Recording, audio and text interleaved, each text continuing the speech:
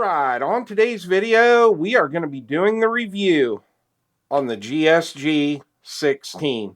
So what is the GSG-16? Well, you can tell by looking at it that it basically resembles an MP5, MP5 clone, whatever you want to call it.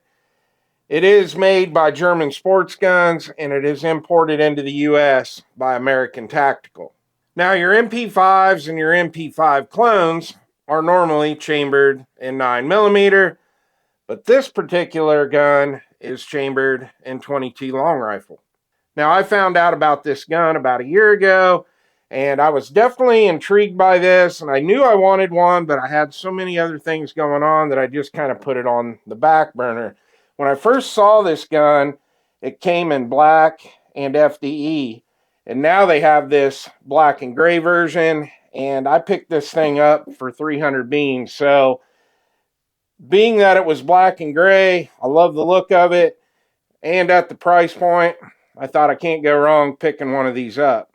Now, I already put out a full unboxing video on this. We went over all the specs, everything that comes in the box. We really took a deep dive into this gun, and I'm going to link that at the end of this video. Now, we're still going to cover the features of this gun and some of the specs, but we're not going to get into as much detail as I did in that video. But what I am going to do is scroll all the specs on the screen, and you can pause it and check it out.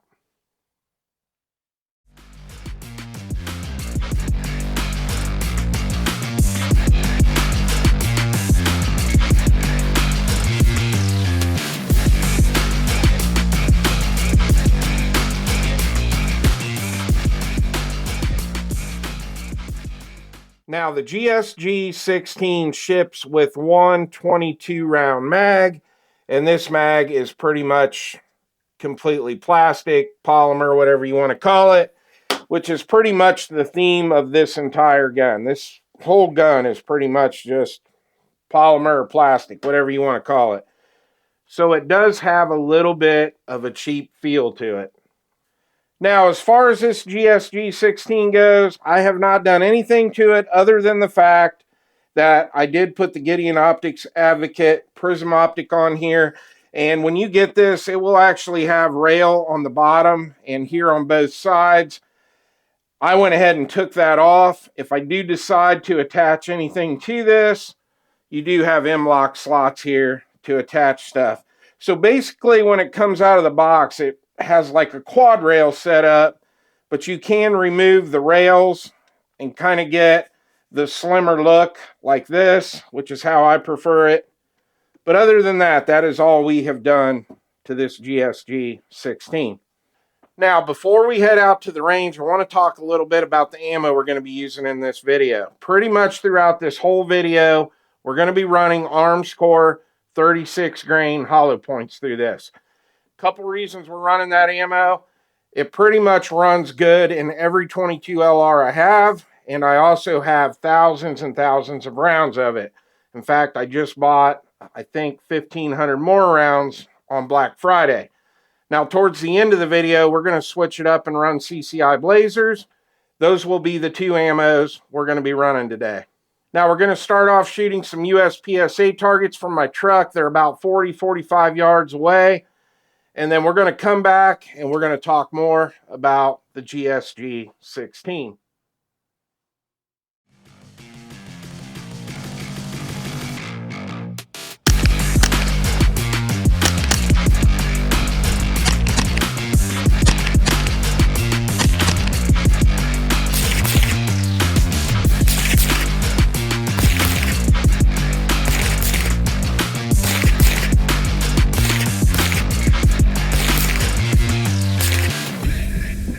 All right, we're shooting a little bit to the left. We're going to have to move the Advocate to the right here, but we got 2 Alpha, 2 Charlie. We got 4 Alpha and 1 Charlie.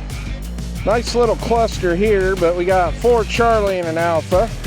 We got 4 Alpha, 2 Alpha, 2 Charlie, and 2 Alpha.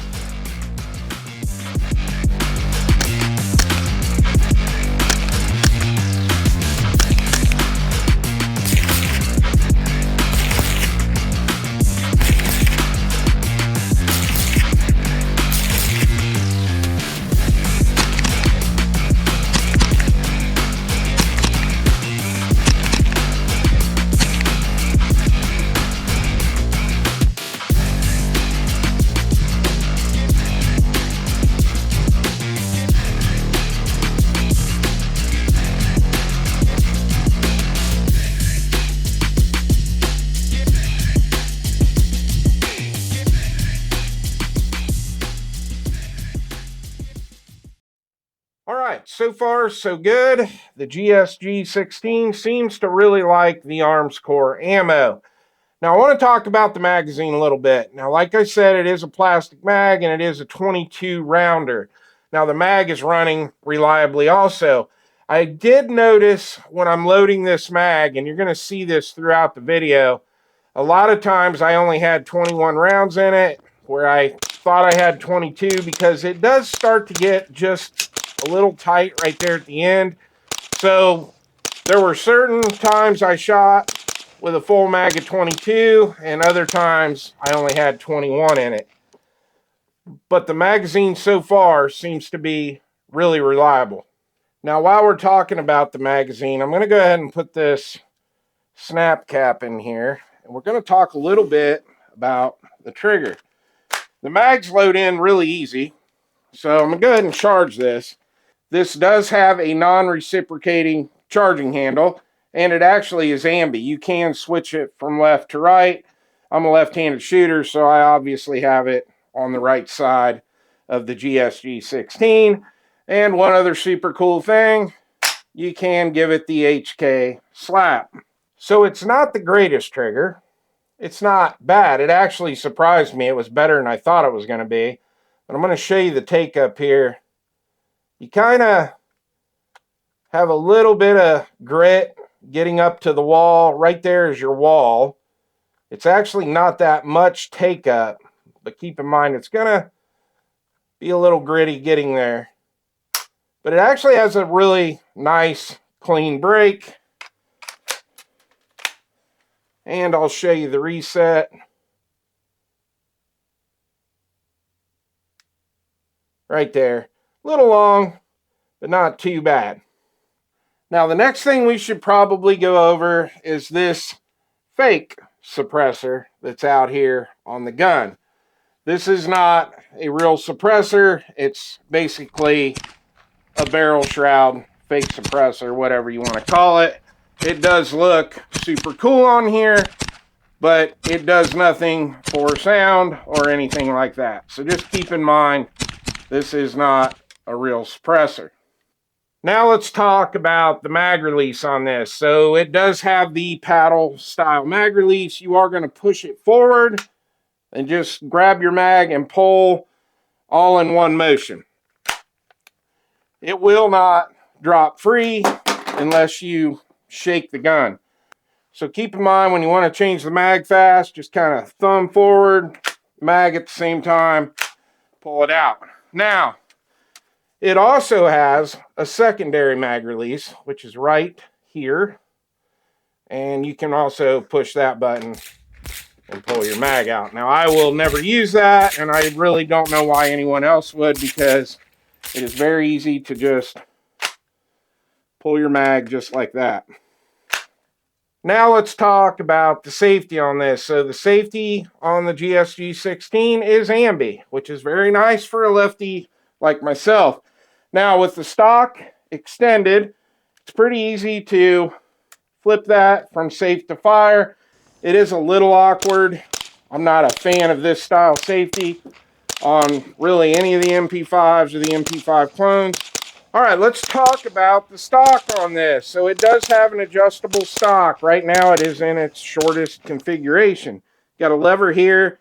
You're going to pull that back towards you, and that is extended all the way out. Your next position coming back in is right there, and back to the shortest configuration on the stock. Now, it also has some 1913 rail here on the top. Not really sure why, but it is there if you want to use it. And one other cool thing about the stock, let's get our mag out of here. Once I get some extra mags, you can store a mag in the back of your stock, which is pretty awesome. Let's talk about the grip on the GSG-16. So as you can see, it does have finger grooves. So some people are going to like that, and other people are going to hate it. It does have a pretty nice undercut right here. Now, I've got pretty big hands, and I actually like the way this feels in my hand. And I can get a full purchase. I still have a little bit of grip left here under my pinky. So I like the grip, but keep in mind that this is the grip it comes with, and it is not replaceable, so you cannot change the grip on this. Now let's talk about the sights on the GSG-16, and yes, they are also plastic. Now we really dove into this in the unboxing video, but you do have a front sight, and you have your rear sight, which is like a peep sight. Now when you get this gun in the box, it comes with about 10 different replaceable sights. So there's like a fiber optic looking painted sight you can put in the front, a little bit thicker front sight, a thinner one. They have all kinds of options. And with your rear sight, there are two. Now this one has the bigger hole in it. They also have a sight with a very small hole in it. So if you're not going to run an optic on this, it does have quite a bit of options for sights. So let's get right into the pros on this GSG-16. This gun is absolutely awesome, especially when you can get one for right around 300 beans. And the best part about this gun today was the fact it ran 100% reliably. We had no issues with the Arms Core ammo and no issues with the CCI Blazer. When it was all said and done, by the time I filmed the B-roll, the shorts for this gun and all that, we ran 300 rounds through it today, and we had zero issues with it. The next best thing about this gun is the fact that it shoots 22 LR. So you can pretty much let anybody shoot this gun. This would be a great gun to teach a kid how to shoot, teach your wife how to shoot. You buy a brick of 22 LR and you can pretty much have fun at the range all day with this, and it's going to run reliably. Now let's get into the cons, and honestly I only have two. My biggest con with this, I wish the rail was metal. Now, we didn't have any issues with the Advocate losing zero or anything like that, but I could see it being a problem in the future.